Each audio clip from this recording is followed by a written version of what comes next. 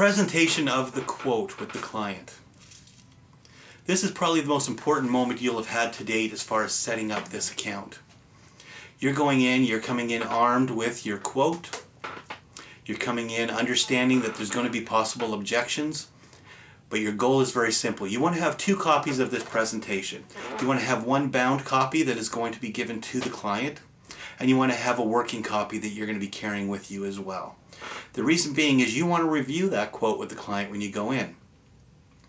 My advice is not to go in and say, here's your quote, go to the back page and just open it up and say, there's what it's going to be. My advice is we start with the first page. You don't have to read the quote word for word, but it's best to give an explanation of what is in there. There's going to be an opening letter on the first page, welcoming them for the opportunity to quote a bit about you and your philosophy, and it's signed by you.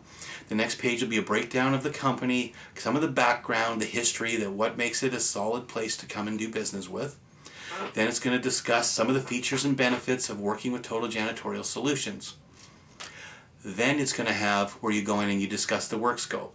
This is important. Again, the terminology of how you look at things with the customers will become vital, because you have to be able to talk and speak in a language that they understand. You don't want to come across as too technical so it goes over their head, but you don't want to make it so simple that they think they're not dealing with somebody that's professional.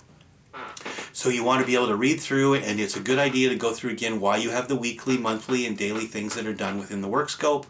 And you want to show them the breakdown because it's broken down by rooms. It's broken down by bathrooms, lobby, sitting room, kitchen, offices, whatever the case may be that you're cleaning. Each section is broken down, and within those it'll have things that are done daily, weekly, monthly.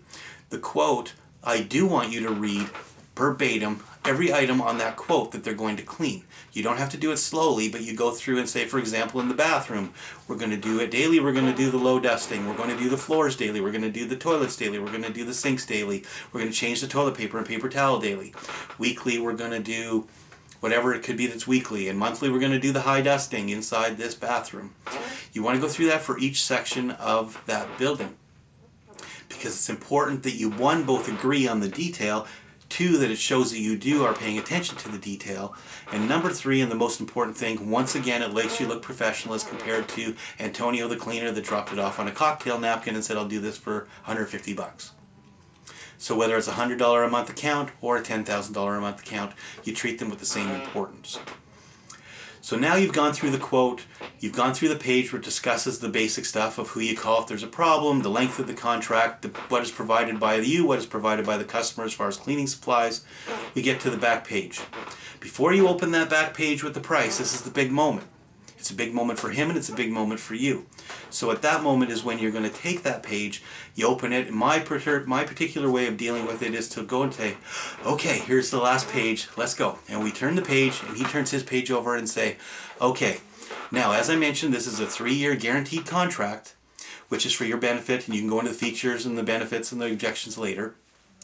But again, a 3-year contract guaranteeing your price for 3 years, including everything that I've shown you on these previous pages.